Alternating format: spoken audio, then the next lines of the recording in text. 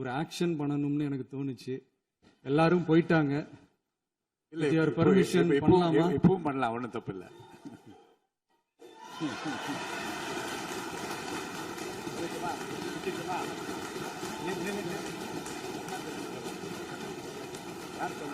ನಮಸ್ಕಾರ ಸ್ನೇಹಿತರೆ, ನಾನು ಪಲ್ಲವಿ ಶಂಕರ್. ಇದು ಸ್ಕೂಪ್ ಕನ್ನಡ.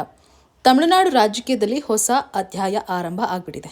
ಸೂಪರ್ ಸ್ಟಾರ್ ಆಗಿ ಕೋಟ್ಯಾಂತರ ಅಭಿಮಾನಿಗಳ ಮನ ಗೆದ್ದಂಥ ನಟ ವಿಜಯ್ ಇದೀಗ ಸಿಎಂ ಆಗಿ ವಿಧಾನಸಭೆಯಲ್ಲಿ ತಮ್ಮ ಮೊದಲ ಭಾಷಣ ಮಾಡಿದ್ದಾರೆ. ಆದರೆ ಈ ಭಾಷಣದ ಕೊನೆಯಲ್ಲಿ ವಿಜಯ್ ಮಾಡಿದ ಆ ಒಂದು ಸ್ಟೈಲ್ ಇದೀಗ ಸಾಮಾಜಿಕ ಜಾಲತಾಣದಲ್ಲಿ ಭಾರಿ ಚರ್ಚೆ ಕಾರಣ ಆಗ್ತಾ ಇದೆ.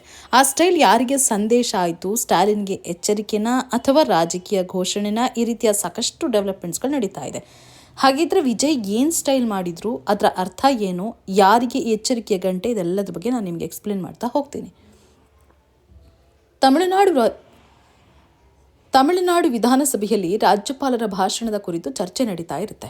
ಈ ವೇಳೆ ವಿಪಕ್ಷ ನಾಯಕರು ವಿಜಯ್ ಸರ್ಕಾರದ ವಿರುದ್ಧ ತೀವ್ರ ಟೀಕೆಗಳನ್ನು ಮಾಡ್ತಾ ಇರ್ತಾರೆ. ಕೆಲವರು ಟಿವಿಕೆ ಪಕ್ಷವನ್ನ ನಟರ ಪಕ್ಷ ಅಂತ ಕೂಡ ಟೀಕಿಸ್ತಾ ಇರ್ತಾರೆ. ಇನ್ನು ಕೆಲವರು ಸಿನಿಮಾ ಸೆಟ್ನಿಂದ ನೇರವಾಗಿ ಸಿಎಂ ಆಗ್ಬಿಟ್ಟಿದ್ದಾರೆ ಅಂತ ಹೇಳಿ ಜೋಕ್ ಕೂಡ ಮಾಡ್ತಾ ಇರ್ತಾರೆ. ಆದರೆ ಇದಕ್ಕೆ ಉತ್ತರ ನೀಡಿದಂಥ ವಿಜಯ್ ರಾಜಕೀಯಕ್ಕೆ ಬರುವ ಮುಂಚೆಯೇ ತಮ್ಮ ಪಕ್ಷ ಹಲವಾರು ಸಾಮಾಜಿಕ ಹೋರಾಟಗಳು, ಜನಪರ ಕಾರ್ಯಕ್ರಮಗಳು ಹಾಗೆ ಸೇವಾ ಕಾರ್ಯಗಳನ್ನು ನಡೆಸಿದೆ ಅಂತ ಹೇಳ್ತಾರೆ. ತಮ್ಮ ಪಕ್ಷ ಕೇವಲ ಸಿನಿಮಾ ಜನಪ್ರಿಯ ಹುಟ್ಟಿದ್ದಲ್ಲ, ನಮ್ಮದು ರೀಲ್ ಪಕ್ಷ ಅಲ್ಲ, ರಿಯಲ್ ಪಕ್ಷ ಅಂತೇಳಿ ವಿಜಯ್ ಹೇಳಿದ ಮಾತು ಸದನದಲ್ಲಿ ಭಾರಿ ಗಮನವನ್ನು ಸೆಳೆಯುತ್ತೆ. ಇನ್ನು ವಿಜಯ್ ಅವರು ತಮ್ಮ ಭಾಷಣದಲ್ಲಿ ಜನರ ವಿಶ್ವಾಸದಿಂದ ನಾವು ಅಧಿಕಾರಕ್ಕೆ ಬಂದಿದ್ದೀವಿ, ನಾವು ಭ್ರಷ್ಟಾಚಾರ ಮಾಡೋದಿಲ್ಲ, ಭ್ರಷ್ಟಾಚಾರ ಮಾಡಲು ಯಾರಿಗೂ ಅವಕಾಶ ನೀಡೋದಿಲ್ಲ ಅಂತ ಹೇಳ್ತಾರೆ. ಇದರ ಜೊತೆಗೆ ಹಿಂದೆ ಭ್ರಷ್ಟಾಚಾರ ಮಾಡಿರೋರನ್ನ ಬಿಡೋದಿಲ್ಲ ಅಂತ ಕಠಿಣ ಸಂದೇಶವನ್ನ ಕೂಡ ನೀಡಿದ್ದಾರೆ. ಈ ಮಾತುಗಳು ಕೇಳ್ತಾ ಇದ್ದಂತೆ ಸದನದಲ್ಲಿ ಭಾರಿ ಚರ್ಚೆ ಕೂಡ ಶುರುವಾಗುತ್ತೆ. ಇನ್ನು ರಾಜಕೀಯ ವಿಶ್ಲೇಷಕರ ಅಭಿಪ್ರಾಯವನ್ನ ನೋಡೋದಾದ್ರೆ ಇದು ಹಿಂದಿನ ಸರ್ಕಾರದ ವಿರುದ್ಧ ವಿಜಯ್ ನೀಡಿದ ಪರೋಕ್ಷ ಎಚ್ಚರಿಕೆ ಅಂತ ಕೂಡ ಹೇಳ್ತಾ ಇದ್ದಾರೆ.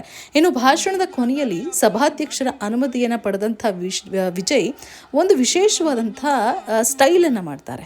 ಈ ಸ್ಟೈಲ್ ಹಿಂದೆ ಮಾಜಿ ಮುಖ್ಯಮಂತ್ರಿ ಸ್ಟಾಲಿನ್ ಚುನಾವಣಾ ಪ್ರಚಾರದ ವೇಳೆ ಮಾಡಿದ್ದ ಸೈನ್ ಆಗಿತ್ತು ಅನ್ನುವಂಥ ಮಾಹಿತಿ ಇದೆ. ಚುನಾವಣೆಯಲ್ಲಿ ಸ್ಟಾಲಿನ್ ಅವರು ಸೋಲಿಸಿದ ಟಿವಿಕೆ ಅಭ್ಯರ್ಥಿಯು ಇದೇ ಒಂದು ರೀತಿಯ ಸ್ಟೈಲನ್ನು ಮಾಡಿ ಸಂಭ್ರಮಿಸಿದ್ರು. ಈಗ ಅದೇ ಸ್ಟೈಲನ್ನು ವಿಧಾನಸಭೆಯಲ್ಲೂ ವಿಜಯ್ ಮತ್ತೆ ರಿಪೀಟ್ ಮಾಡಿರೋದು ಸದ್ಯಕ್ಕೆ ರಾಜಕೀಯ ವಲಯದಲ್ಲಿ ಹೊಸ ಚರ್ಚೆಗೆ ಕಾರಣ ಆಗಿದೆ. ಒಟ್ಟಾರೆ ವಿಜಯ್ ಅವರು ಸಿನಿಮಾ ಸ್ಟಾರ್ನಿಂದ ರಾಜಕೀಯ ನಾಯಕನಾಗಿ ಬದಲಾಗಿದ್ರು. ಅವರ ಈ ಓವರ್ ಕಾನ್ಫಿಡೆನ್ಸ್ ಮತ್ತು ಸ್ಟೈಲ್ ಮಾತ್ರ ಬದಲಾಗಿಲ್ಲ. ವಿಧಾನಸಭೆಯಲ್ಲಿನ ಈ ಭಾಷಣ ಹಾಗೂ ಕೊನೆಯಲ್ಲಿ ಮಾಡಿದಂಥ ಆ ಸ್ಟೈಲ್ ಇದೆಯಲ್ಲ, ಅದು ಮುಂದಿನ ದಿನಗಳಲ್ಲಿ ತಮಿಳುನಾಡು ರಾಜಕೀಯದಲ್ಲಿ ಯಾವ ಪರಿಣಾಮ ಬೀರುತ್ತೆ ಅನ್ನೋದನ್ನು ಕೂಡ ಕಾದು ನೋಡಬೇಕಾಗತ್ತೆ.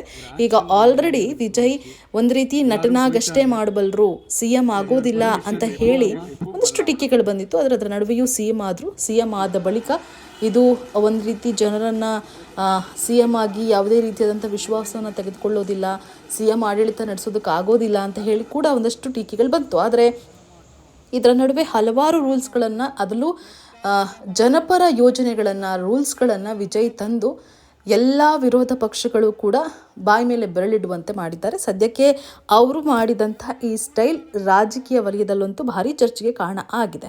ಸದ್ಯಕ್ಕೆ ಈ ವಿಷಯದ ಬಗ್ಗೆ ನಿಮ್ಮ ಅಭಿಪ್ರಾಯ ಏನಿದೆ ಕಾಮೆಂಟ್ ಮೂಲಕ ತಿಳಿಸಿ. ವಿಡಿಯೋ ಇಷ್ಟ ಆದರೆ ಲೈಕ್ ಮಾಡಿ, ಶೇರ್ ಮಾಡಿ, ಹಾಗೆ ನಮ್ಮ ಚಾನಲನ್ನು ಸಬ್ಸ್ಕ್ರೈಬ್ ಮಾಡೋದು ಮರಿಬೇಡಿ.